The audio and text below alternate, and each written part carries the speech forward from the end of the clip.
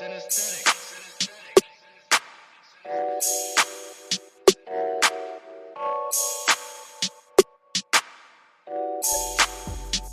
news, everyday news on Prince Miller Entertainment TV. Subscribe to the channel, follow us on all our social media platforms, Instagram, Facebook, and also on our Facebook group, which is a Prince Miller Entertainment TV.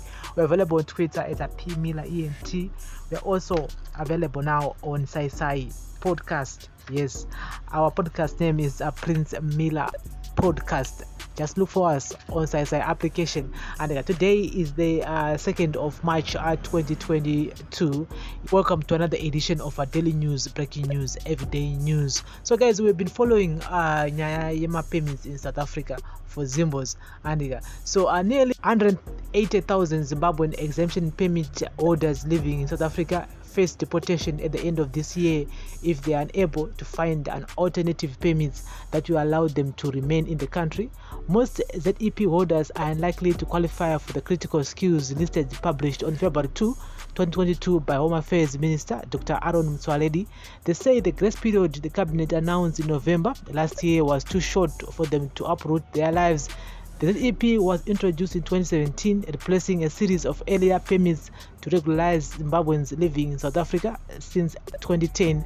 A number of ZEP holders told Ground Up the scrapping of permits was already creating headaches for them, despite a directive sent out by the Department of Home Affairs to banks, schools, and employers to allow the holders to continue with their banking, education, and work respectively.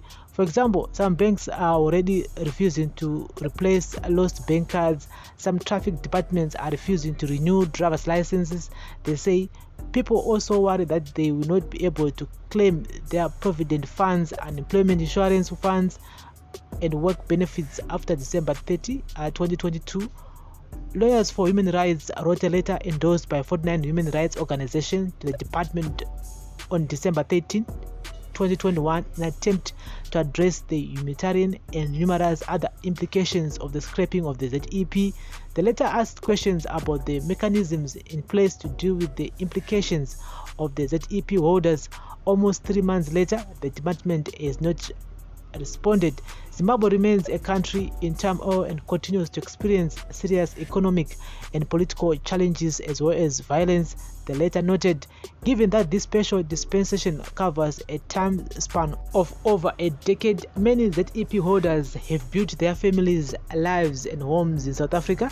Estimates indicate that up to 500,000 children will be affected by this decision, resulting in severe psychological impact as a result of uprooting their lives in South Africa and exposing them to trauma and suffering in Zimbabwe, thereby undermining the best interests of the child principle enshrined in South Africa's constitution.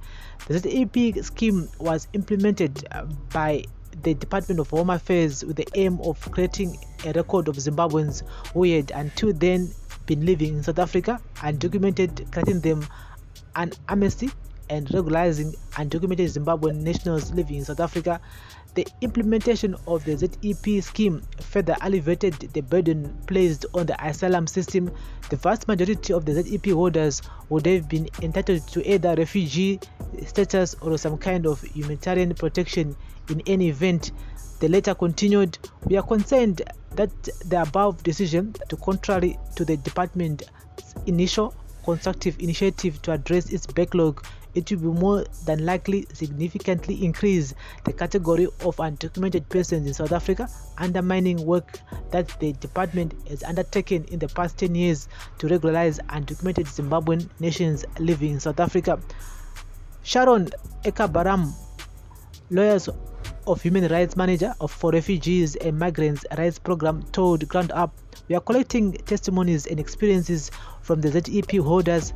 James Chapman, head of advocacy and legal advisor at the Cape Town-based Scalabrini Center, said that although the decision taken was within the powers of the minister, this still needs to be responsible, just, and administratively fair. Chapman said the center, which offers specialized services to South Africans, migrants, and refugees, was taking instructions from a number of the ZEP holders who are facing extreme difficulties. He said the request varied from request for permanent residency, the extension of the ZEP, and help with applications for low skills permits. Outlining some of the implications of the ZEP not being renewed, Chapman said families would be separated, there would be children accessing school and remaining in the country, but parents no longer able to stay because the ZEP is no longer in place. There's a whole range of services that could well be compromised that were accessible before. For instance, during the COVID-19 pandemic, there was an extension of the relief of the stress grants to asylum seekers and the ZEP holders. But if you cease to be a ZEP holder, that kind of grant would no longer be accessible. Scalabrin has already begun to engage government on the issue and they continue to do so to look at the ZEP decision and alternatives available to the holders. Home Affairs spokesperson Sia Koza said the department had sent individual letters to about 178,142 Zimbabweans. It had also circulated a directive to banks, employers, academic institutions, and other relevant stakeholders to allow the holders to continue receiving services. He says the department has received about 7,000 queries and responded to 2,500 to date. The Zimbabwean nationals are expected to migrate to other visas provided for in the Immigration Act. The minister has set up a special team which is currently undergoing further training to do with the expected influx of the applications, and the VFS Global, through which permits applications are submitted, has been instructed to prioritize the applications of the Zimbabwean nationals, said Koza. So guys, that's the latest here regarding to the whole situation in South Africa. Of course, we're going to be talking a lot about this year as we go towards December, and it's turning almost like 9 months or so until the year end, whereby most of our brothers and sisters who are living and working in South Africa, they will be returning home because some won't be able to qualify for those critical skills visa, and saka pakaipa inyaya yekutoti inosovisa zvikuru because those people have been in South Africa for like 10 years, vamwe 15 years varimo South Africa vachishanda, and mari yakawanda zvakare iri kutenderera muHarare the moment or in Zimbabwe iri kubva kuSouth Africa because vazhinji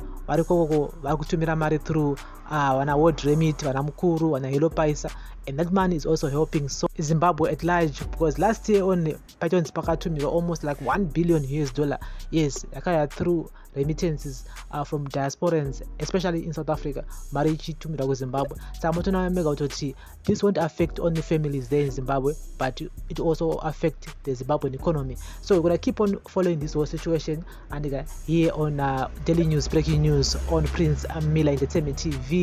Of course, they knew that it's gonna be a humanitarian crisis if they scrape out those permits, but every country has its own rules and regulations, and yes, and they need to prefer the locals first, and compared to the foreigners. They're saying that Mawandisa, so they need to create jobs for the locals. At the same time, the locals vakuti aiwa maZimbabweans zogera kudzinyika kwenyu hakuna hondo endai kunyika kwenyu because mimi makutora mabasa edu, makutora vakadzi edu, you guys are even committing crime munyika yedu.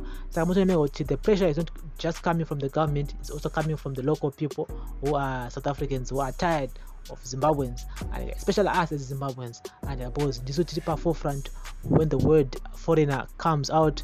Vanachirwa kuti maZimbabweans avasoro vanhu vekumalawi kana kubotswana kana kuti vekuzambia vanenge vachireva vanhu vekuzimbabwe. I don't know why.